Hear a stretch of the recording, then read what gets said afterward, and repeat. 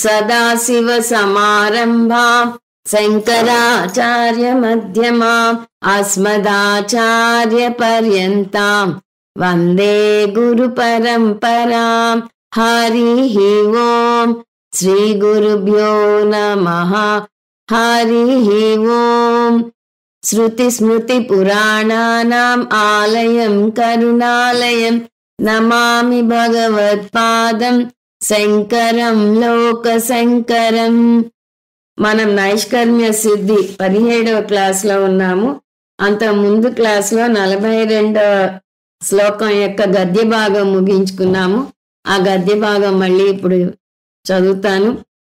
ఆ బ్రహ్మస్తంభ పర్యంతే ఘోరే దుఃఖోదధౌ ఘటీయంత్రవత్ ఆరోహావరోహ న్యాయేన అధమ మధ్యమోత్తమ సుఖ దుఃఖ మోహ విద్యుచ్చపల సంపాతదాయిని విచిత్రయోని చండోత్పింజలక శ్వసన వేగాభిహత అంబోధి మధ్యవర్తి శుష్కాలాభువత్ అశుభాశుభ వ్యామిశ్ర కర్మవాయు సమీరిత.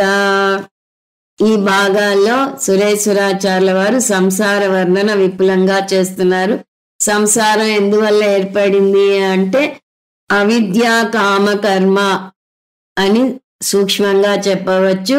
ఈ మూడు కలిసి ఒక సెట్. ఈ మూడిట్లో ఏ ఒక్కటి కూడా సంసారాన్ని పారద్రోలి మోక్షాన్ని ఇవ్వలేదు. ఆ మూడిట్లో కర్మ ఉంది కాబట్టి కర్మ వల్ల మోక్షం రాదు. ఎటు తిరిగి చూసినా కర్మ వల్ల మోక్షం రాదు అనేది పదే పదే చెప్పడం జరుగుతున్నది ఇక్కడ. అంటే కొంతమంది ప్రశ్నిస్తూ ఉంటారు, ఎందుకు వేదాంత ఇంత నిరాశావాదన చేస్తోంది, ఎంతసేపు సంసారం దుఃఖాలయం అని దుఃఖ సాగరం అని ఘోర సముద్రంతో పోల్చి అందులో తిమింగలాలు ఉన్నాయి, అవన్నీ వర్ణనలు వస్తుంటాయి వేరే సందర్భాలలో. ఇవన్నీ ఎందుకు చెప్తోంది? సంసారం అంటే ఒక కష్టాలు నష్టాలే బాధలు అంతేనా, సుఖాలు లేవా? ఎందుకలా నిరాశావాదంలో పడేస్తోంది? మంచి విషయాలు ఎందుకు చెప్పలేదు? భారతీయర్ ఎన్నో మంచి ఉన్నాయని పాడతారు తమిళంలో. అలా మంచివి సృష్టిలో ఎన్నో ఉన్నాయి కదా, ఎంతసేపు జన్మ మృత్యు జరా వ్యాధి దుఃఖాల గురించే చెప్తారేమిటి అని విమర్శిస్తారు. ముఖ్యంగా పాశ్చాత్య దేశస్తులు మన హిందూయిజంని పెసిమిజంతో కూడినది అని విమర్శిస్తారు. దానికి ఆన్సర్ సరిగా తెలుసుకోవాలి మీరు కూడా. ఇది ముఖ్యంగా స్పష్టంగా అర్థం చేసుకోవాలి. వేదాంతం సృష్టిని విమర్శించదు. అవిద్య కామ కర్మ ఎప్పుడొస్తుంది? వేద అంత భాగంలో వివరిస్తుంది. అది రహస్యమైన విద్య. కృష్ణ పరమాత్మే రాజవిద్య రాజగుహ్యం అన్నాడు. ఎందుకంటే ఇది కొంతమందికే నప్పుతుంది కానీ అందరికీ సరిపోదు. మీరు జీవితంలో హాయిగా ఉన్నాను, నాకే కష్టాలు లేవు అని అనుకున్న నాళ్ళు వేదాంతం మీ జోలికి రాదు, మిమ్మల్ని ఇబ్బంది పెట్టదు. అందువల్లనే వేద పూర్వ భాగంలో ఈ అవిద్య కామ కర్మ పదాలు చూడనే చూడం. వేద పూర్వ భాగంలో ఈ నిరాశావాదన ఉండదు. నిజానికి మఠాధిపతులు కూడా వాళ్ళ ఆశ్రమాల్లో కర్మ భక్తి విలువలు వీటిని పెంపొందిస్తారు. కానీ అవిద్య కామ కర్మ గురించి లేదా ఈ నైష్కర్మ్య సిద్ధి గురించి రానే రాదు. వాటన్నింటిలోనూ కర్మకాండే ఎక్కువగా వర్ణించబడుతుంది. కర్మకాండలో ఉన్నంత వరకు వ్యష్టిగా ఆలోచిస్తారు. కర్తృత్వ భోక్తృత్వ భావాలు ఉంటాయి. ఓకే, నాకు కర్తగా హాయిగా ఉంది, భోక్తగా అన్ని సుఖాలే అనుభవిస్తున్నాను అని అంటే వేదాంతం మిమ్మల్ని ఏమీ విమర్శించదు. హాయిగా అందులోనే ఉండండి అంటుంది. పైగా వేద పూర్వ భాగం అనేక కర్మలను సూచిస్తుంది. 3 రకాల కర్మలను, కాయిక వాచిక మానసిక కర్మలను చెప్తుంది. అంతేకాదు అనేక కామ్య కర్మలు కూడా సూచిస్తుంది. ఆ కామ్య కర్మలు చేస్తే మీకు ఫలం గ్యారంటీ అంటుంది. ఇహాముత్ర ఫలభోగాలు ఇస్తుంది. అంటే ఈ లోకంలో ఫలం, మరణించాక కూడా హాయిగా ఉండాలి అంటే జ్యోతిష్ఠోమ హోమం చేయండి, స్వర్గలోకాలకు వెళ్తారు అంటుంది. కాబట్టి మీరు మంచి కర్తగా కర్మలు చేయటానికి, వాటి ఫలాలను అనుభవించటానికి వేద పూర్వ భాగంలో ఎన్నో కర్మలు ఉన్నాయి. ఏది కోరితే అది. ఆఖరికి మరణానంతర గతి కూడా మంచిది వచ్చేలాగా సూచిస్తుంది. అంతేకాదు వేద పూర్వ భాగం అహంకార మమకారాలను పెంచి పోషిస్తుంది. మానస్తోకే తనయే మాన ఆయుషి మానో గోషు మానో అశ్వేషురీరిష అని వస్తుంది రుద్రంలో. అంటే రుద్రం అహంకార మమకారాలను ఎంకరేజ్ చేస్తోంది.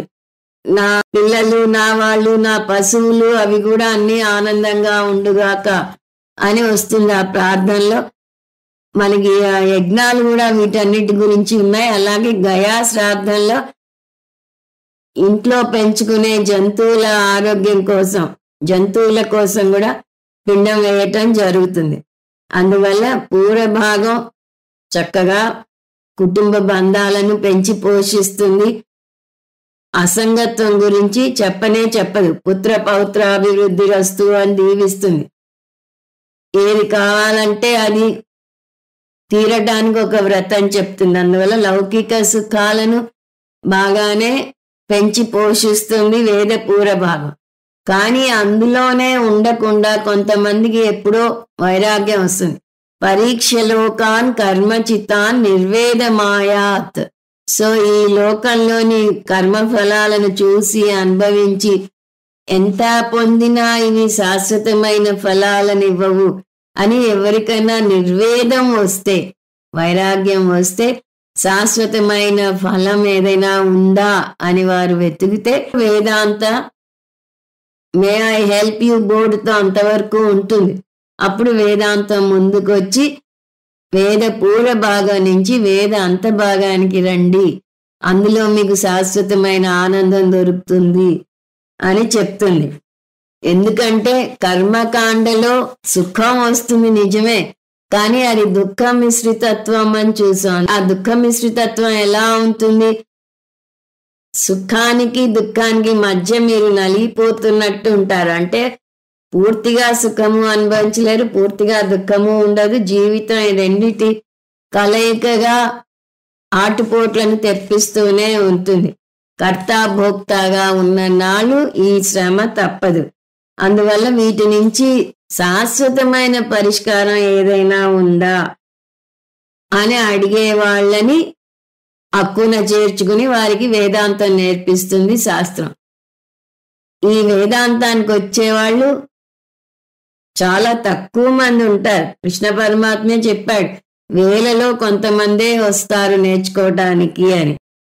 ఈ కర్తృత్వ భోక్తృత్వాలు ఉన్నంత వరకు మీకు సుఖ దుఃఖాలు తప్పవు.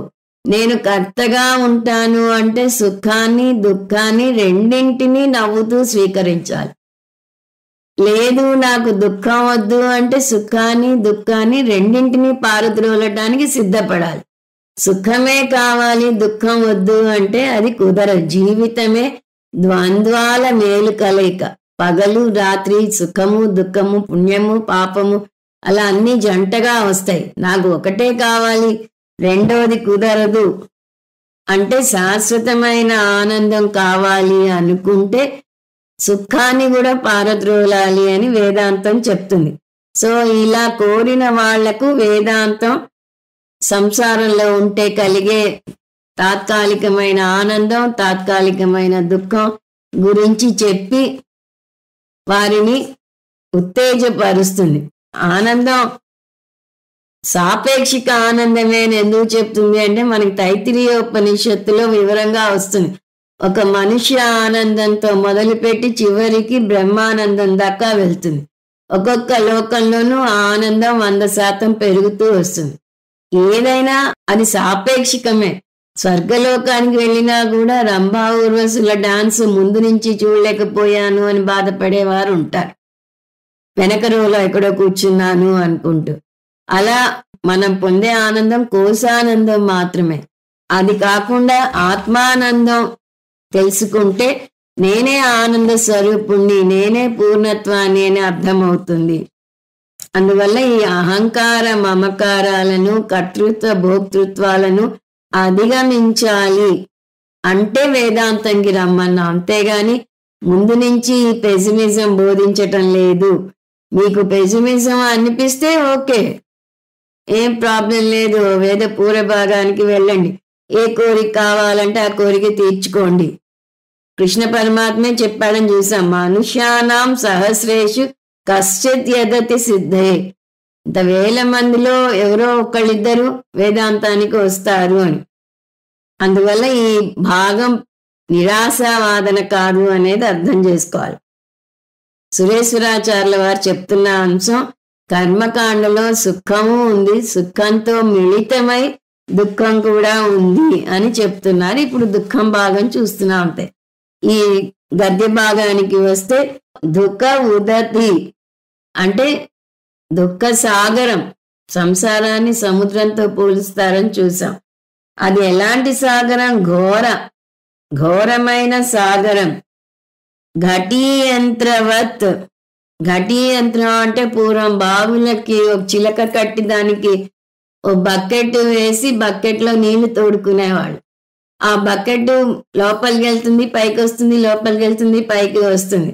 దాని ఆరోహణ అవరోహణ అంటున్నారు. ఆ న్యాయం ప్రకారం అంటే బకెట్ ఎలా కిందికి పైకి వెళ్ళి వస్తుందో ఆ విధంగా మనుషులు అధమ మధ్యమ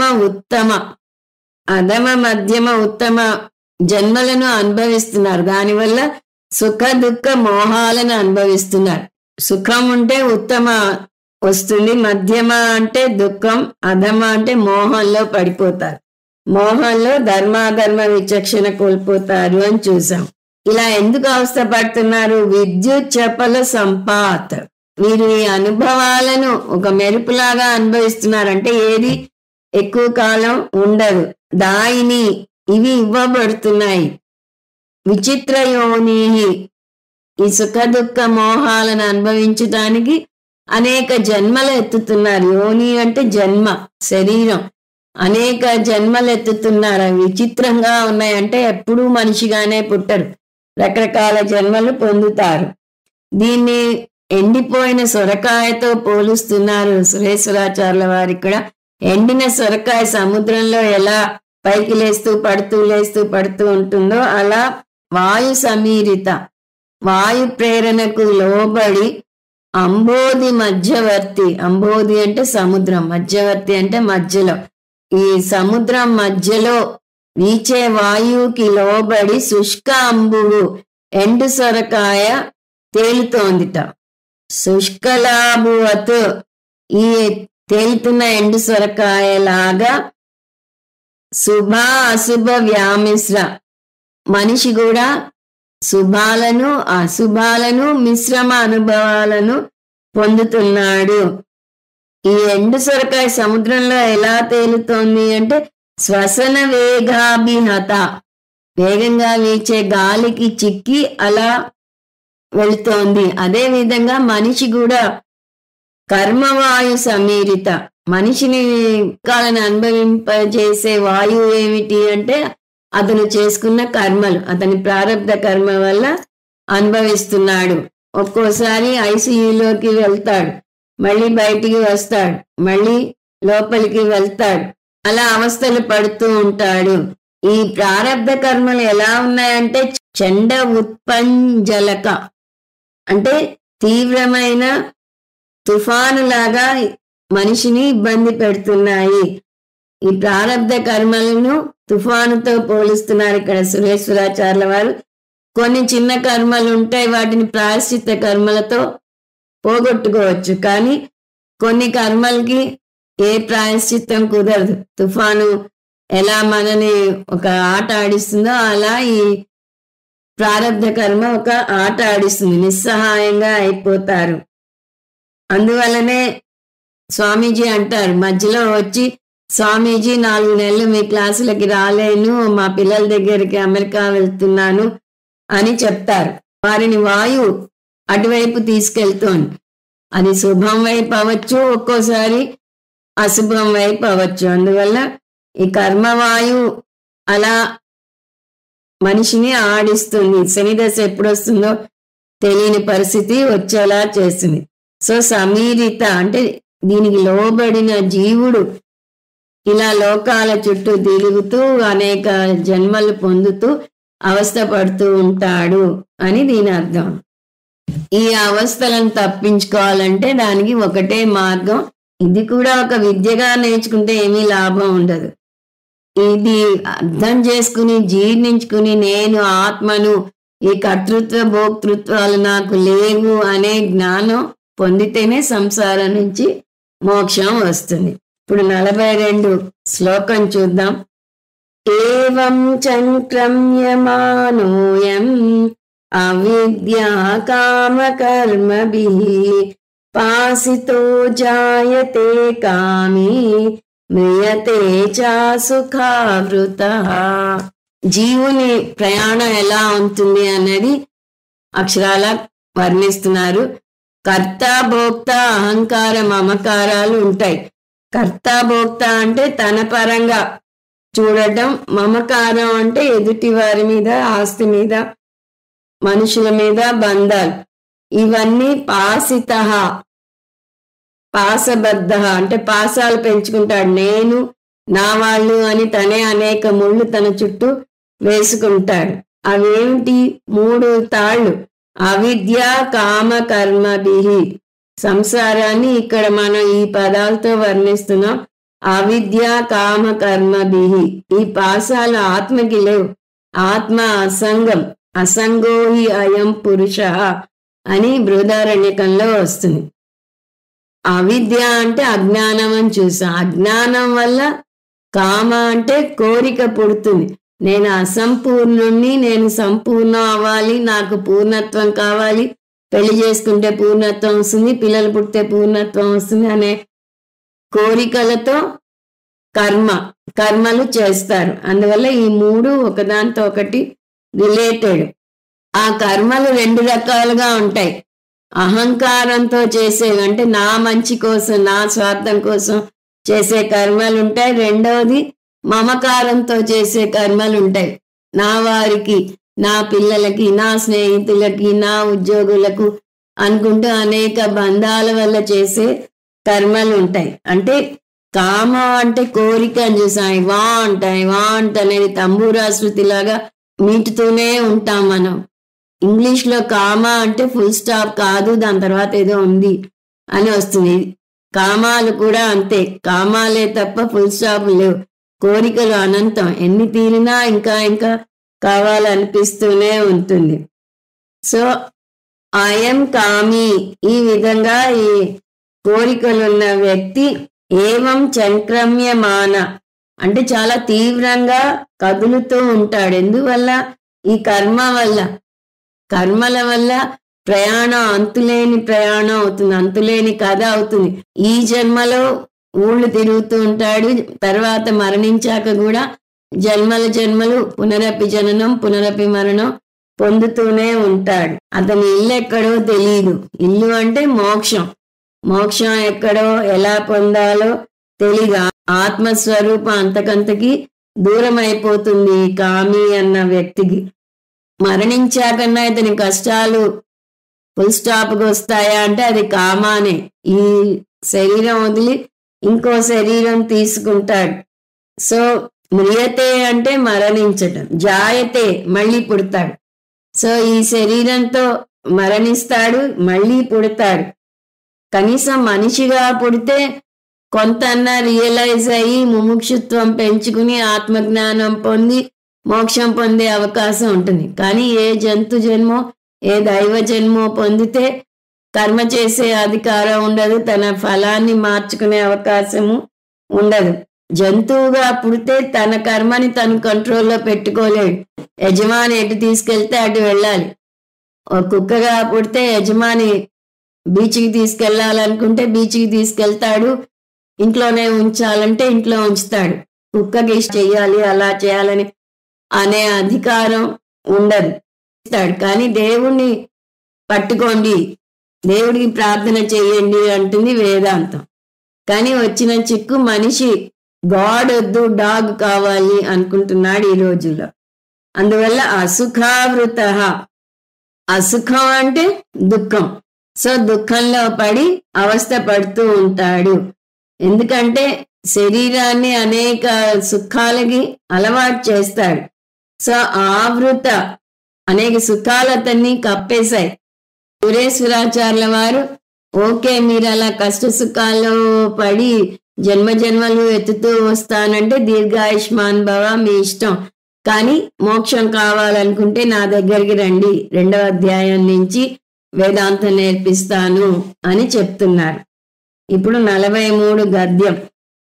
యథోక్తేర్థే ఆదర విధానాయ ప్రమాణోపన్యాస. సురేశ్వరాచార్యుల వారు ఏం చెప్పినా ఇది నా సొంత ఫిలాసఫీ కాదు, నేను ఆప్టిమిస్టును కాదు పెసిమిస్టును కాదు అన్నారు. ఆ రెండిట్లోనూ కామన్ గా ఉన్న పదం మిస్ట్.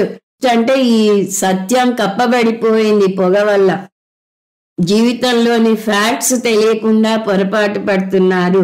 కాబట్టి నేను శాస్త్రంలోంచి మీకు చెప్తున్నాను, నా సొంతంగా ఏమీ చెప్పటం లేదు అంటున్నారు.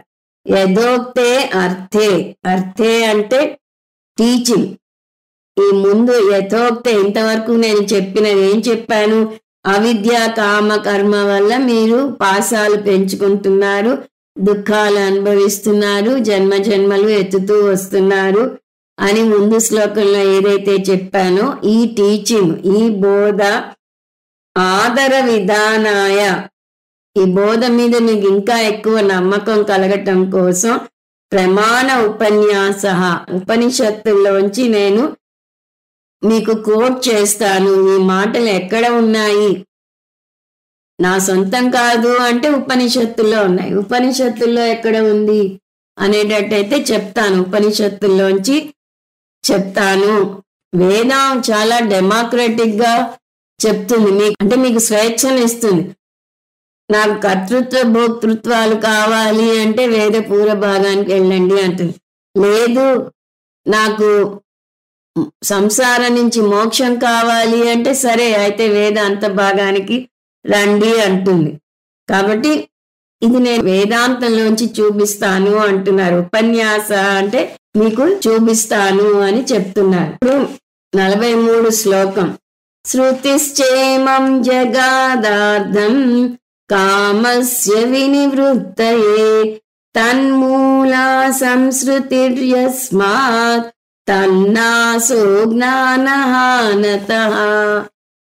జీవితం అంతా ఈ సుఖ దుఃఖాల మేలు కలయికేనా, శాశ్వతమైన సుఖం దొరకదా అని ఎవరైనా ఆలోచనలోకి దిగితే అప్పుడు వేదాంత ఓకే నా దగ్గరికి రండి, నేను మీకు నేర్పిస్తాను, మీ సంసార కారణం కేవలం మీ అజ్ఞానమే అని చెప్తుంది.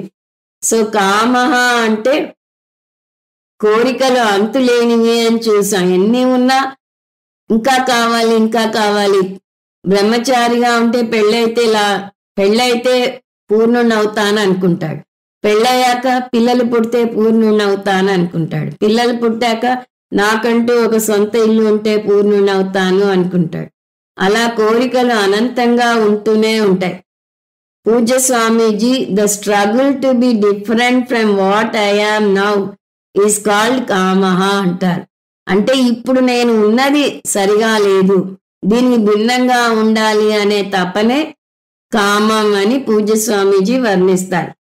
అందువల్ల ఈ కామం నుంచి బయటపడాలి. కానీ ఇక్కడ మనం అర్థం చేసుకోవాల్సింది కామంలో మళ్ళీ 2 రకాలు ఉన్నాయి, శుద్ధ కామ అశుద్ధ కామ. జ్ఞానికి కూడా కోరిక ఉంటుంది, కానీ ఆ కోరిక లోక సంగ్రహం కోసం కోరే కోరిక. భగవంతుడికి కూడా కోరిక ఉంటుంది. సో కామయత భవిష్యాం ప్రజాయేతి అని అనుకున్నట భగవంతుడు. నేను అనేకంగా అవుదునుగాక అని ఆలోచించి అని కోరుకుని అయ్యాడు అని. వేద పూర్వ భాగంలో కర్మలు చేస్తూ ఉండేవారివి అశుద్ధ కామం అంటారు. మనలో కూడా కొలెస్ట్రాల్ ఉంటుంది. అది కూడా మంచి కొలెస్ట్రాల్, చెడు కొలెస్ట్రాల్ రెండూ ఉంటాయి. మంచిది ఎక్కువ ఉండొచ్చు, చెడుది ఎక్కువ ఉండకూడదు అని అంటారు. ఆ విధంగా కోరికలు మంచి కోరికలు అయితే అంటే లోక సంగ్రహం కోసం చేసేవి ఎన్నైనా ఉండవచ్చు అంటారు విద్యారణ్యుల వారు. సో తన్మూల అంటే ఇక్కడ అశుద్ధ అని మనం అడ్జెక్టివ్ కలుపుకోవాలి. అశుద్ధ కామం వల్ల సంస్కృతి సంసార సమస్యలో పడి అవస్థ పడుతున్నారు. యస్మాత్ అందువల్ల. సో మీకు పరిష్కారం కావాలి అంటే ఏం చేయాలి? అశుద్ధ కామ నివృత్తి చేయాలి. అశుద్ధ కామ నివృత్తి చేస్తేనే సంసార నివృత్తి జరుగుతుంది. అందువల్ల కామస్య వినివృత్తయే, కామాన్ని పారద్రోలండి. అది పారద్రోలటానికి శృతి ఏం చెప్తుందో ఇక్కడ చూస్తాం. శృతి ఇమం అర్థం జగాత్. శృతి కూడా ఇదే అర్థాన్ని, జగాత్ అంటే ఇస్తోంది, ఇమం అర్థం ఇదే బోధను శృతి అంటే వేదం ఇస్తోంది. ఏమని? సంసారానికి కారణం కోరికే, కాబట్టి అశుద్ధ కోరికలను పారద్రోలండి, అవిద్యను పారద్రోలండి అని చెప్తుంది. తన్నాసహ అంటే దేని నాశనం? అశుద్ధ కామనాశ. ఈ అశుద్ధమైన కోరికలను నాశనం చేయాలి. అది దేని వల్ల సాధ్యం అవుతుంది? అజ్ఞానహానత. అజ్ఞానాన్ని నాశనం చేయటం వల్ల కోరికలను నాశనం చేయగలుగుతారు. ఎందువల్ల అంటే అజ్ఞానం వల్లే కోరికలు పుడుతున్నాయని చూసాం. అవిద్య కామ కర్మ అని చూసాం. కాబట్టి కామాన్ని పారద్రోలాలి అంటే అవిద్యని నాశనం చెయ్యాలి. సో ఇక్కడ స్టెప్స్ చూస్తే సంసారం అంటే ఏంటి? కర్మలు చేస్తున్నాం. కర్మలు ఎందుకు చేస్తున్నాం?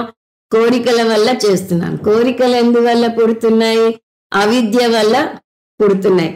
కాబట్టి సమస్య ఎక్కడుంది? అవిద్యలో ఉంది. అందువల్ల అవిద్యని పారద్రోలాలి. అవిద్యని పారద్రోలాలి అంటే వేదాంత భాగానికి రావాలి. వేదాంత భాగానికి రావాలంటే ముందు మీకు ఈ సంసారం మీద వైరాగ్యం రావాలి. ఇది దీని సారాంశం. ఇప్పుడు 44 గద్యం చూద్దాం. కాన్వసౌ శృతి రీతి చేత్. ముందేమో శృతి నుంచి కొటేషన్లు చెప్తాను అని అన్నారు కదా. కాబట్టి ఏ శృతి? కా అసౌ శృతి. ఏ శృతి నుంచి దేని గురించి చెప్తారు? అవిద్యా కామ కర్మభి ఇది సంసార అని అన్నారు కదా. ఈ మాట ఎక్కడ వచ్చింది? ఎందుకంటే శృతి నుంచి చెప్తాను అంటే ఏదో ఒకటి చెప్పడం కాదు. అన్నమయ కోసం గురించో ప్రాణమయ కోసం గురించో చెప్పడం కాదు. అవిద్యా కామ కర్మ వల్ల సంసారంలో పడి అవస్థ పడుతున్నారు అనే విషయం శృతిలో ఎక్కడ ఉంది అని స్పెసిఫిక్ గా అడుగుతున్నారు. ఇతి చేత్ ఇలా అడిగేటట్టయితే ఇదిగో నా జవాబు వినండి అని 44 శ్లోకంలో చెప్తున్నారు. ఆ శ్లోకం చూద్దాం. యదా సర్వే ప్రముచ్యంతే ఇతిన్వితి చ వాజినః కామబంధనమే వేదం వ్యాసోప్యాహ పదే పదే. ఇక్కడ కొన్ని కొటేషన్లు శృతి నుంచి చెప్తున్నారు. యదా సర్వే ప్రముచ్యంతే, ఇదే పదాలు కఠోపనిషత్తులను బృహదారణ్యకోపనిషత్తులో కూడా వస్తాయి. ముందు బృహదారణ్యకోపనిషత్తులో చూస్తే అది 4:4-7 మంత్రం. కామాయేస్య హృది శ్రితాః అథ మర్త్యో మృతో భవతి అత్ర బ్రహ్మ సముస్నతే అని వస్తుంది. అంటే కోరికలు పోతే అతను అమృతుడు అవుతాడు, అప్పుడు బ్రహ్మను ఇక్కడే పొందుతాడు అని దీని అర్థం. ఇదే అర్థాన్ని కఠోపనిషత్తులో కూడా చూస్తాం. ఎందువలనంటే కోరికలు ఉంటే పునరపి జననం పునరపి మరణం తప్పదు. దానికి జడభరతుని ఉదాహరణే చెప్తారు. ఆయన అన్ని కోరికలను వదులుకుని ఆశ్రమ జీవితం గడపడానికి వచ్చాడు. కానీ అనుకోకుండా ఒక లేడీ కష్టాల్లో చిక్కుకుంటే ఆ లేడీని కాపాడి అడవిలోకి వదిలేయకుండా తను ప్రేమగా పెంచుకున్నాడు. ఇంకా ఎక్కడికి వెళ్ళినా అతనికి లేడీ ధ్యాస ఎక్కువైపోయింది. డియర్ ఇంగ్లీష్ లో 2 ఒకే సౌండ్, వాటిని హోమోనిమ్స్ అంటారు. సో అతని డియర్ అయిపోయింది. దాని గురించే తలుచుకుంటూ అతను మరణించటం వల్ల అతను మళ్ళీ లేడిగా పుట్టాడు అని చెప్తారు. అందువల్ల కోరికలను త్యజించాలి. కోరికలే కాదు, ప్రారబ్ధ కర్మ కూడా మన పునర్జన్మకి కారణం అవుతుంది. కానీ కోరిక స్థానం ప్రబలంగా ఉంటుంది. ఎందువల్లంటే కోరిక వల్లనే మనం కర్మలు చేస్తాము అని చూసాం. కాబట్టి అన్ని కోరికలు పారద్రోలితే కానీ మోక్షాన్ని పొందలేం. జ్ఞానం వచ్చాక మోక్షం పొందాలనే కోరిక కూడా పోవాలి. ఎందుకంటే జ్ఞానంలో మనం నేర్చుకునేది నువ్వు ముందే ముక్త పురుషుడివి అని వస్తుంది.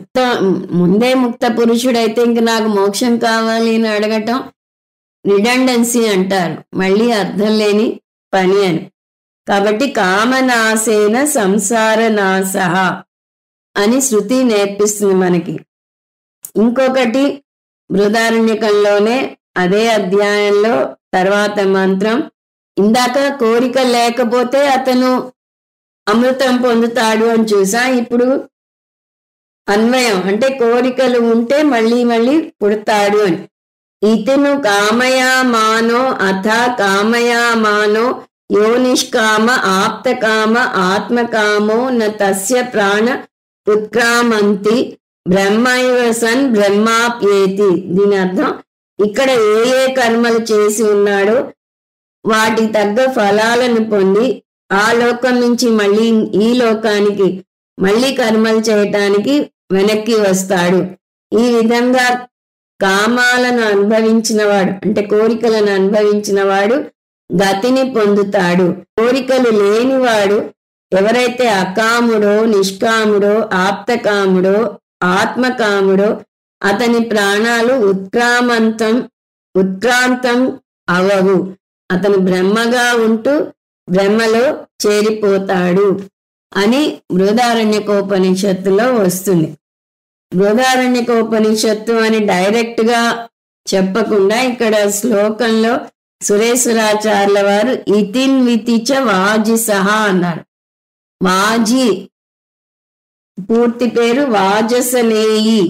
వాజసనేయి అంటే యాజ్ఞవల్క్యుడు. వాజసనేయి సంహిత అంటారు దీన్ని. అంటే శుక్ల యజుర్వేదం, శుక్ల యజుర్వేదానికి చెందిన బృహదారణ్యకోపనిషత్తులో వచ్చింది అంటారు. ఆయనకి ఆ పేరు వచ్చింది అంటే యాజ్ఞవల్క్యుడు మళ్ళీ శాస్త్రాన్ని సూర్యుడి ద్వారా నేర్చుకున్నాడు. సూర్యుడిని వాజసనహి అంటారు. వాజహ అంటే అన్నం. వాజసనహిలో వాజహ అంటే అన్నం, సనిహి అంటే మెలిక సా కాదు, సంగీతంలో సా అంటే దాత. సో సూర్యుడు అన్నదాత. వానలు కురిపించటం ద్వారా పంటలు పండించటం ద్వారా అన్నం పండేలా చేస్తాడు కాబట్టి వాజసనేయుడు అయ్యారు.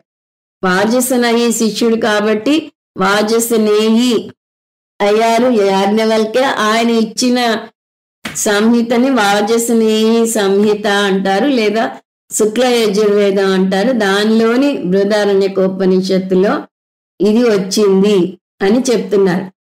సో కోరికలున్న వ్యక్తి లోకాల చుట్టూ తిరుగుతూ ఉంటాడు. ఎందువల్లంటే యదా యదా కామః తదా తదా సంసారః. కోరికలు ఉన్నంత వరకు సంసారం తప్పదు అని దీని అర్థం. ఇప్పటికి 2 కొటేషన్లు బృహదారణ్యకోపనిషత్తులోంచే చూసాం. ఇప్పుడు మూడోది వ్యాసాహ అపి ఆహా. వ్యాసమహర్షి కూడా అన్నారు. ఏమన్నారు? ఆ ముందు భాగంలో ఉంది, కామబంధనమే వేదం. అందులో లైను ఇంతవరకు కోట్ చేశారు. కామబంధనమేవ ఇదం జగత్తు.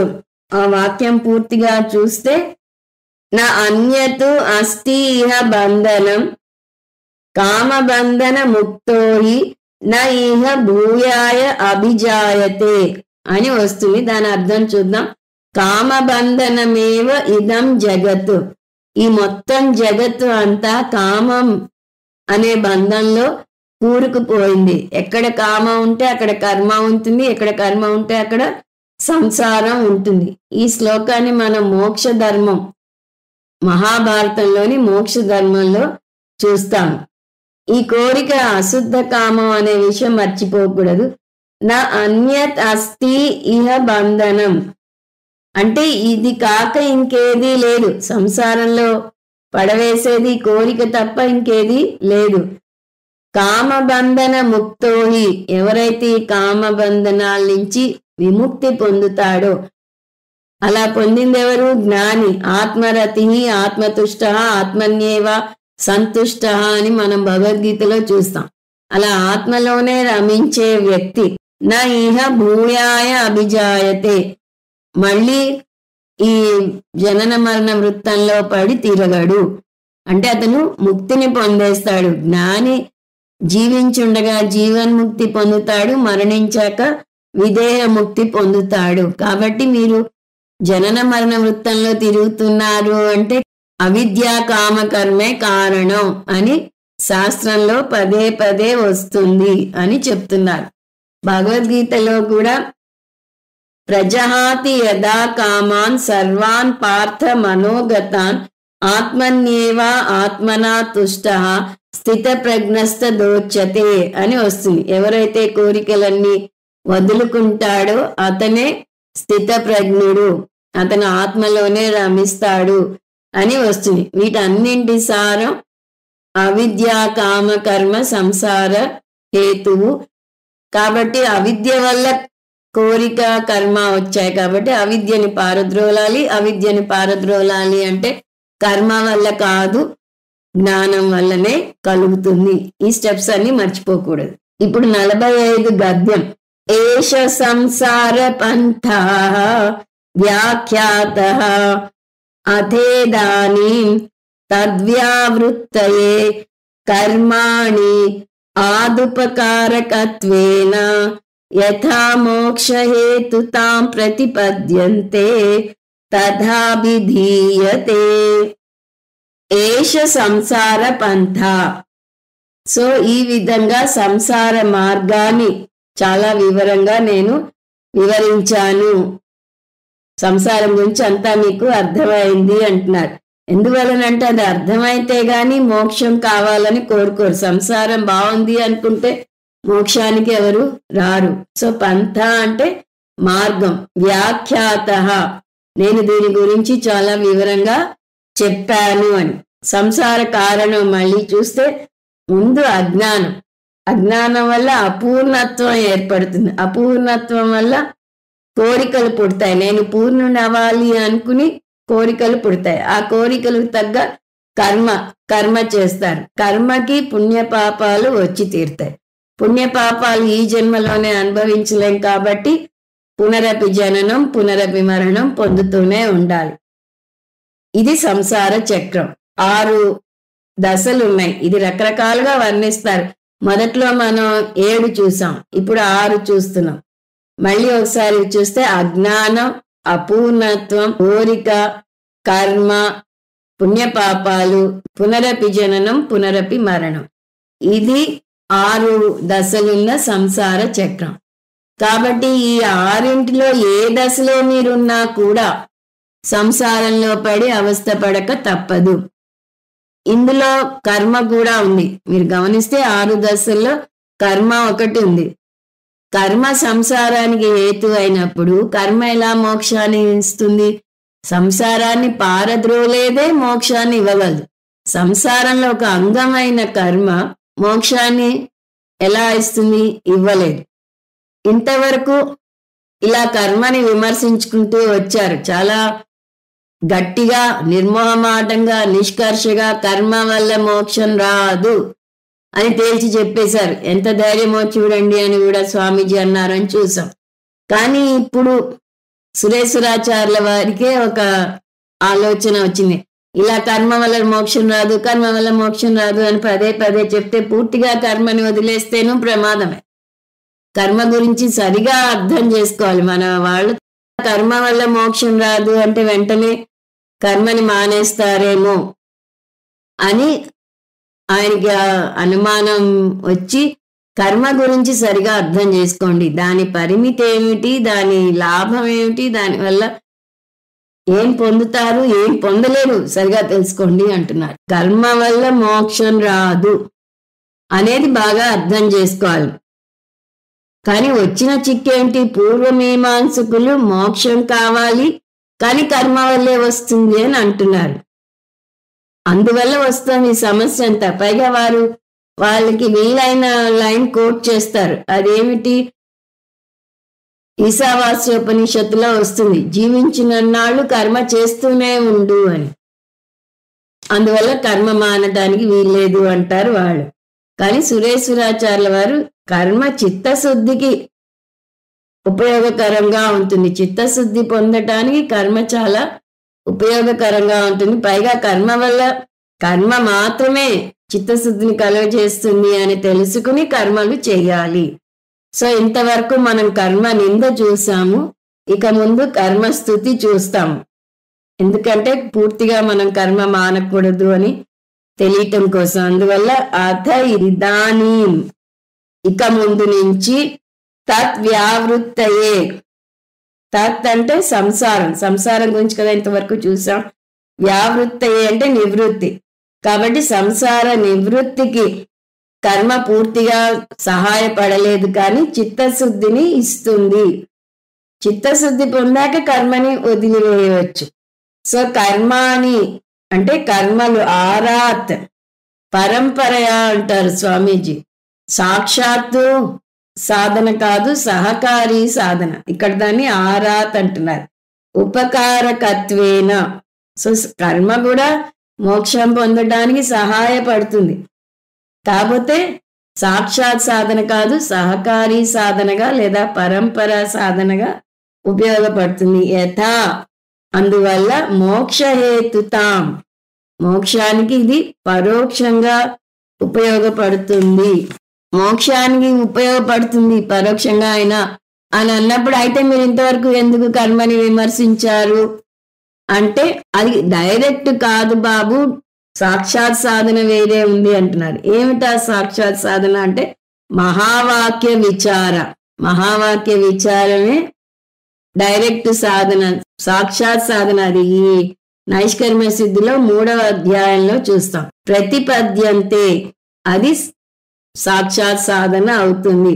తదా అభిధీయతే, దాని గురించి నేను చెప్తాను. అంటే కర్మ సాక్షాత్ సాధన కాదు, సహకారి సాధన, మహావాక్య విచారణే సాక్షాత్ సాధన అని ఈ విషయాలు నేను ఇక ముందు చెప్తాను అని ఇక్కడ ఇంట్రొడక్షన్ లో చెప్పారు. ఈ గద్య భాగం ఉపోద్ఘాతం అని, దాని వివరణ శ్లోకం అని చూస్తూ వస్తున్నాం.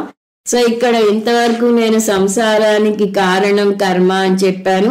కానీ కర్మ కూడా మోక్షానికి సహకారి సాధన. కాబట్టి పూర్తిగా కర్మని నిందించకండి. కర్మ వల్ల చిత్తశుద్ధి కలుగుతుంది, దాని గురించి ఇప్పుడు చెప్తాను అని అంటున్నారు సురేశ్వరాచార్యుల వారు. ఇప్పుడు 45 శ్లోకం చూద్దాం.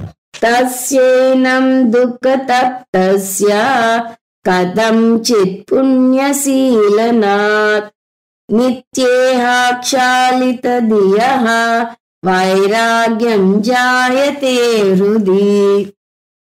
సంసారిగా ఉన్న వ్యక్తి డైరెక్ట్ గా వెంటనే మహావాక్య విచారణకి వెళ్ళలేడు. అంటే ముందు వేద పూర్వ భాగానికి వెళ్ళాలి. ఆ పూర్వ భాగంలో కూడా ముందు కామ్యకర్మలు అనేక ఉంటాయి. కాబట్టి అతను చేసే కర్మలు కామ్యకర్మ ప్రధానంగా ఉంటాయి. కానీ అక్కడ ఒక అంశం కర్మయోగంగా మలుచుకో అని చెప్తారు. కర్మయోగంగా మలుచుకోవాలంటే నువ్వు కోరికలతో చెయ్యి, కానీ కోరిక తీరకపోయినా బాధపడకు. వచ్చిన ఫలాన్ని ఈశ్వర ప్రసాద భావనతో స్వీకరించు. అప్పుడు దేవుణ్ణి నువ్వు నిందించవు అని నేర్పిస్తుంది కర్మయోగం. అలా ఈశ్వర ప్రసాద భావనతో స్వీకరిస్తే కోరిన కోరిక తీరినా తీరకపోయినా సమత్వం కలిగి ఉంటాడు. దానివల్ల మనస్సు అంతకంతకి శుద్ధం అవుతూ వస్తుంది. ఎందువల్ల అంటే ఈశ్వరుడే ఇచ్చాడు అన్నప్పుడు ఈశ్వరుని నిందించడు. అందువల్ల ఇది రాలేదు అనే బెంగ కూడా ఉండదు. అలా కొన్నాళ్ళు కామ్యకర్మలు చేశాక భగవద్ అనుగ్రహం వల్ల అతనికి నెమ్మదిగా ఈ కామ్యకర్మలు పోయి ఆధ్యాత్మ చింతన పెరుగుతుంది. మోక్షం పొందాలి అనే కోరిక వస్తుంది. ఎప్పుడైతే మోక్షం పొందాలి అనే కోరిక వస్తుందో అప్పుడు కర్మయోగంలోని రెండవ అంశాన్ని ప్రవేశపెడుతుంది శాస్త్రం. రెండవ అంశం ఏంటి? నువ్వు కోరికలు కోరటం మానేసి ఈశ్వర అర్పణ బుద్ధితో కర్మలు చెయ్యి. ఏం చేసినా ఈశ్వరునికి అర్పిస్తున్నాను అనుకుని చెయ్యి. ఇప్పుడు నీకు కోరికలు లేవు కదా, అందువల్ల కామ్య కర్మలను తగ్గించు. పూర్తిగా కర్మలు మానేయమంటం లేదు, జాగ్రత్తగా గమనించండి. కామ్య కర్మలను నిష్కామ కర్మలుగా మార్చు. నువ్వు చేసే ప్రతి పనిని భగవంతునికి అర్పించు అంటోంది శాస్త్రం. అందువల్ల ఇప్పుడు చేసే కర్మలు ఏమవుతాయి? నిత్య నైమిత్తిక కర్మలు అవుతాయి. నిత్య నైమిత్తిక కర్మలు రెండూ చేసి తీరాలి. నీకు ముముక్షుత్వం రాగానే సరిపోదు. ఆ ముముక్షుత్వం ఉంటే మోక్షం పొందడానికి కావలసిన అర్హత కూడా సంపాదించాలి. ఆ అర్హత ఎలా వస్తుంది? నిత్య నైమిత్తిక కర్మలు చేస్తే వస్తుంది. అవి ఎలా చేయాలి? ఈశ్వరార్పణ బుద్ధితో చేయాలి. అందువల్ల ముముక్షుత్వం ఉన్న వ్యక్తి కూడా కర్మయోగిగా చాలా రోజులు ఉండాలి. ఎందుకు అంటే వైరాగ్యం పెంపొందించుకోవడానికి, సమాధి షట్క సంపత్తి పెంపొందించుకోవడానికి. ఒక ముక్కలో చెప్పాలి అంటే సాధన చతుష్టయ సంపత్తి పొంది అర్హత పొందటానికి. సో కర్మయోగంలో రెండు దశలు చూస్తాం. కామ్యకర్మ ప్రధాన కర్మయోగి, అలా చేయటం వల్ల ముముక్షుత్వం కలుగుతుంది. రెండవ దశలో ముముక్షుత్వం కలిగాక నిష్కామ కర్మ ప్రధాన కర్మయోగం పాటించాలి. అప్పుడు వైరాగ్యం కలుగుతుంది. అంటే అప్పుడు మోక్షం పొందడానికి అర్హుడవుతాడు. మోక్షం వచ్చేది, మోక్షం పొందడానికి అర్హుడవుతాడు. అంటే జ్ఞానం పొందడానికి అర్హుడవుతాడు. కానీ వచ్చిన చిక్కు ఏమిటంటే నాకు మోక్షం కావాలి, కానీ నాకు ఇంకా మా వాళ్ళ మీద రాగం పోలేదు అని అంటారు చాలా మంది. ఇది అందరూ ఎదుర్కొనే సమస్య. ఇది పెక్యూలియర్ ప్రాబ్లం అంటారు స్వామీజీ. ఎలా తెలుసు కుటుంబం మీద పోలేదు అంటే, కుటుంబం గురించి బెంగపడుతున్నారంటేనే ముముక్షుత్వం ఇంకా తీవ్రంగా రాలేదు. రాగి ముముక్షు అవుతాడు, అంటే రాగంతో కూడిన ముముక్షు అవుతాడు. ఈ రాగం పోవాలి అంటే నిత్య నైమిత్తిక కర్మలు చేయాలి. అప్పుడు విరాగి అవుతాడు, సమాధి షట్క సంపత్తి పెంపొందించుకుంటాడు. అందువల్ల తస్య ఏవం, దానికి అంటే ముముక్షుగా మారటానికి మొదటి దశ అయింది. మొదటి దశ ఏంటి? కామ్య కర్మ ప్రధాన కర్మయోగం చేశాడు. దుఃఖ తప్తస్య, కానీ కుటుంబం గురించి ఇంకా దుఃఖంలో ఉన్నాడు, దుఃఖంలో తప్పిస్తున్నాడు. అంటే ఇండైరెక్ట్ గా మమకారం ఇంకా పూర్తిగా పోలేదు. కథంచిత్ పుణ్యశీలనాథ్, నిత్య నైమిత్తిక కర్మలు చేశాడు. నిత్య నైమిత్తిక కర్మలను మన భాషలో చెప్పాలి అంటే పంచమహాయజ్ఞాలు. దాని తర్వాత ఈ నిత్య నైమిత్తిక కర్మలు చేయటం వల్ల అంటే రెండవ దశ నిష్కామ కర్మ ప్రధాన యోగం చేయటం వల్ల అతను ఏం పొందాడు? నిత్య ఈహా క్షాళిత దియాహ. దియాహ అంటే మనసు, క్షాళిత అంటే ప్రక్షాళన చెందిన మనస్సు, అంటే శుద్ధి పొందిన మనస్సు. దేని వల్ల? నిత్య ఈహా, నిత్య కర్మలు చేయటం వల్ల అతని మనసు శుద్ధి పొందింది. నిత్య నైమిత్తిక కర్మలు అంటే పంచమహాయజ్ఞాలను చూస్తూ వస్తున్నాం. సో నిష్కామ కర్మ వల్ల వైరాగ్యం వస్తుంది. ఆ వైరాగ్యం ఎంత స్థాయిలో ఉంది అంటే అతను ఎన్ని వస్తువులను వదులుకోవడానికి సిద్ధంగా ఉన్నాడు అనే దాన్ని బట్టి ఉంటుంది. లేదా ఎన్ని వస్తువులను వదులుకోవడానికి సిద్ధంగా లేడు. ఈ రెండు బేరీజు వేసుకుంటే వదులుకోలేని వస్తువులు ఎక్కువ ఉంటే ఇంకా అతను మమకారం వదులుకోలేదు అని అర్థం, ఇంకా రాగంలోనే ఉన్నాడు అని అర్థం. అది వేదాంతానికి అడ్డుపడుతుంది. తీవ్ర వైరాగ్యం ఉంటేనే ఇది సాధ్యం అవుతుంది. ఈ నిత్య నైమిత్తిక కర్మలు చేయటం వల్ల వైరాగ్యం హృది జాయతే. జాయతే అంటే పుడుతుంది, హృదయంలో వైరాగ్యం పుడుతుంది. అంటే దీని అర్థం ఇతనిలో ఈ సంసారం తగ్గుతూ వస్తోంది. ఇప్పుడు 46 గద్యం. కీదృగ్వైరాగ్యముత్పద్యత ఇతి ఉచ్యతే. అంటే ఈ మనసులో పుట్టిన ఈ వైరాగ్యం ఎటువంటిది? కీదృగ్ వైరాగ్యం ముత్పృద్యత ఇతి అంటే వైరాగ్యం కలుగుతుంది హృదయంలో అన్నారు కదా. ఎటువంటి వైరాగ్యం కలుగుతుంది అని గనుక మీరు ప్రశ్నిస్తే ఉచ్యతే, నేను దానికి జవాబు చెప్తాను అని అంటున్నారు. ఆ వైరాగ్యం ఎలా ఉండాలి అంటే మనకు ఉన్నవన్నీ వదులుకోవడానికి సిద్ధపడాలి. ఈ శరీరంతో సహా అన్ని వదులుకోవడానికి సిద్ధపడాలి. వేదాంతం అన్నిటికన్నా కష్టమైనది కోరుతుంది. ఏమిటంటే మానసికంగా మనకి ఇష్టమైన వాటిని వదులుకోమంటుంది. ఒక విధంగా సన్యాస మనసు ఉండాలి అంటుంది. కీదృక్ వైరాగ్యం ఉత్పద్యత ఇతి ఉచ్యతే. ఎటువంటి వైరాగ్యం కలుగుతుంది అని అడిగితే దానికి జవాబు చెప్తున్నారు. ఇప్పుడు 46 శ్లోకం. నరకాద్భీర్యథా స్యాభూత్ తత కామ్య ఫలాదపి యథార్థ దర్శనాత్ తస్మాత్ నిత్యం కర్మం చికీర్షతి. యథా యస్య నరకాద్భి. ఒక అజ్ఞాని ఎలా అయితే పాప భయంతో ఉంటాడో, అంటే నరకానికి వెళ్తాను అనే భయంతో బాధపడుతూ ఉంటాడో, తదా అదే విధంగా వైరాగ్యం పొందిన వ్యక్తి కామ్యఫలాదపి, ఈ కామ్యఫలం గురించి కూడా అలాగే ఉండాలి అంటున్నారు. కామ్యఫలంలో పుణ్యఫలం కూడా వస్తుంది. అయినా పుణ్యఫలానికి ఆశించడు. ఎందువల్ల అంటే పుణ్యం కూడా సంసారంలో పడవేస్తుంది. పుణ్యం చేస్తే పుణ్యలోకాలకు వెళ్తారు, మళ్ళీ పునరపి జననం ఉంటుంది. అందువల్ల సంసార భయం ఏర్పడాలి అతనికి. సంసార భయం ఎలా ఏర్పడుతుంది? యథార్థ దర్శనాత్, సంసారం గురించిన అసలైన అర్థం తెలుసుకోవటం వల్ల. బాహ్య వస్తువు దానంతటా అది హాని కలగజేయదు, దానంతటా అది మనకి కష్టాన్ని కలగజేయదు.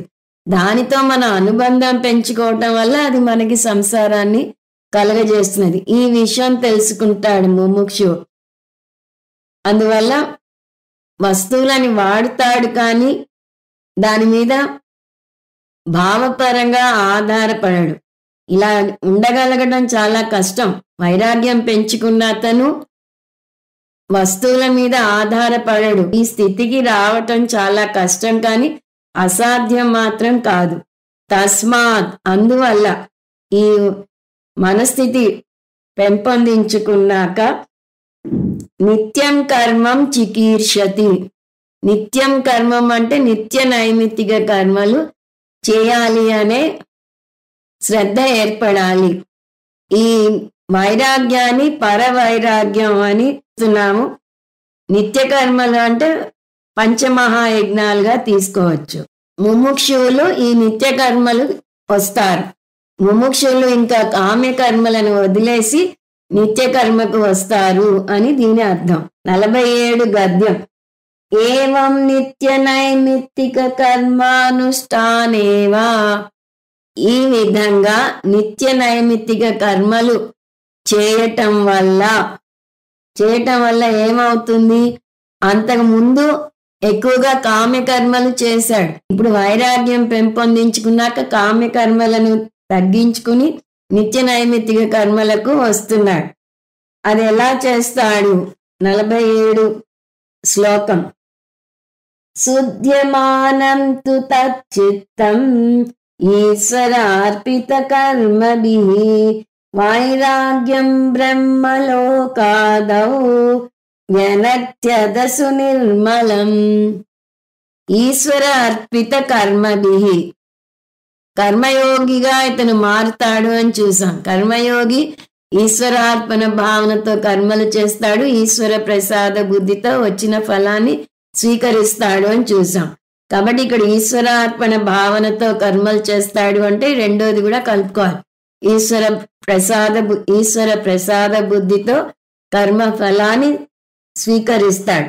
అందువల్ల తచ్చిత్తం, ఇలా వైరాగ్యం పెంచుకున్న ఈ వ్యక్తి యొక్క మనసు ఎలా ఉంటుంది? శుద్ధ్యమానం, చిత్తశుద్ధి పొందుతాడు. అంటే నిర్మలంగా ఉంటుంది, ప్రశాంతంగా ఉంటుంది. ఇతను తనని తను బేరీజ్ వేసుకుంటూ ఉంటాడు. నా వాళ్ళు అనుకున్న వాళ్ళని ఎంతమంది నేను వదులుకోగలను. కొంతమంది డిస్పోజబుల్ కప్స్ ని కూడా వదలరు అని చూసాం. అవి కాకుండా మనకి జీవితంలో ఎన్నో మనం నావి అని పోగు చేసుకునేవి వదులుకోవడానికి ఎంతవరకు సిద్ధపడగలం అన్నవి చూసుకోవాలి. అవి లేకపోయినా ఉండగలను అనే స్థాయికి రావాలి. రెగ్యులర్గా మనం ఇలా 2 లిస్టులు రాసుకోవాలి. ఏ వస్తువులు లేకుండా నేను ఉండగలను, ఏ వస్తువు లేకుండా నేను ఉండలేను. లేకుండా ఉండగలను సంఖ్య పెరుగుతూ రావాలి. ఇలా అని మనుషుల మీద అనుబంధాలు చూపించిన అవసరం లేదు అని కాదు ఇక్కడ అర్థం. ఆధ్యాత్మిక ఎదుగుదల కావాలి అంటే ఈ వైరాగ్యం పెరుగుతూ రావాలి.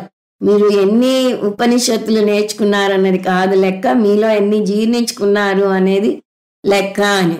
మనసు చాలా శక్తివంతమైనది. అది నిమిషంలో బంధం లేదా రాగం పెంచేసుకుంటుంది. అర్జునుడు ఊహలోనే భీష్మాచార్యులు ద్రోణాచార్యులు మరణిస్తారన్న భావనని భరించలేకపోయాడు. అది అతని రాగం స్థాయి. అందువల్ల మనం అనుబంధాలు తగ్గించుకుంటూ రావాలి. శుద్ధ్యమానంతు తచ్చిత్తం అంటే మనం ఎన్ని వదులుకోగలం, ఎంత వైరాగ్యం పెంచుకోగలం అన్నది చూడాలి. మనుషుల మీద మీరు ప్రేమ చూపించవచ్చు, కానీ వారి నుంచి ఆశిస్తే అది అటాచ్మెంట్ అవుతుంది. ఇలా వైరాగ్యం పెంచుకుంటూ రాగలిగితే వైరాగ్యం వెనక్తి అంటున్నారు సురేశ్వరాచార్యుల వారు. చాలా అద్భుతమైన పదం వేశారు ఇక్కడ. వెనక్తి అంటే అది కొత్తగా రాదు. ఆల్రెడీ మనలో ఉన్న వైరాగ్యం బయటికి ప్రకటించబడుతుంది. వైరాగ్యం అనేది సహజ సిద్ధంగా ఉంది అంటున్నారు సురేశ్వరాచార్యుల వారు. ఒక సినిమా పాట ఉంది, ఎవరిని నమ్మి నేను పుట్టాను పొండిరా పొండి అనుకుంటూ. అంటే మనం ఎవరి కోసము పుట్టలేదు, ఎవరితోనూ పుట్టలేదు. ఒంటరిగా వచ్చాం, ఒంటరిగా వెళ్ళిపోతాం. మన జీవితం కూడా ఒంటరి పోరాటమే. ఈ విషయం అర్థం చేసుకుంటే, సంసారం యొక్క యథార్థ చిత్రం అర్థం చేసుకుంటే మనసు సునిర్మలం అవుతుంది. ప్యూర్ వైరాగ్యం వస్తుంది. నిర్మలం అంటేనే ప్యూర్. సునిర్మలం అంటే బలవంతంగా ఏర్పడిన వైరాగ్యం కాదు, ఎవరో చెప్తే వచ్చిన వైరాగ్యం కాదు, మనంతట మనకి సహజంగా వచ్చిన వైరాగ్యం. బ్రహ్మలోకాదో, ఈ వైరాగ్యం దేని మీద వచ్చింది?